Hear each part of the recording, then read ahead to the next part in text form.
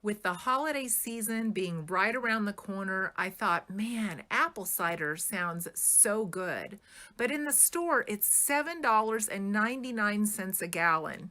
We can do better than that. Let's make some homemade today. All this recipe calls for is 5 apples that I've covered with water, a quarter of a cup of sugar plus 2 tablespoons, a teaspoon and a half of cinnamon, and a teaspoon and a half of allspice. And now we're going to let this boil for an hour. If you have a lot of people that like apple cider, you may want to double this recipe. And as a added benefit, your home is going to smell wonderful. Once you have boiled the mixture for 1 hour, we're going to turn down the burner and let it simmer for 2 more hours.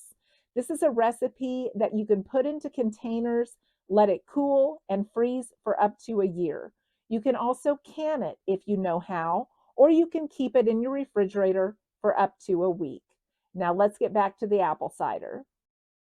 So this is what our apple cider looks like. We're going to take out the apples and let them cool a bit, squeeze what remaining juice we can into the cider, and then we are going to lightly peel the apples once they've cooled a bit, take off all of the fruit, mash it, and make it into a little bit of applesauce so that we don't waste any of this delicious food. These apples are just literally falling apart. So I'm going to smash something into the top of this and get as much juice as I can out and then salvage that little bit for applesauce. Those peels just slid right off with the tongs.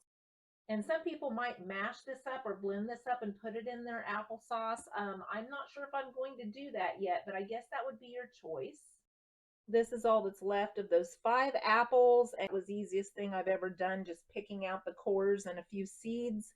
And I have enough for a couple of really nice servings for supper, maybe even 4. And then I have the apple cider, which I'm going to try a little bit of that.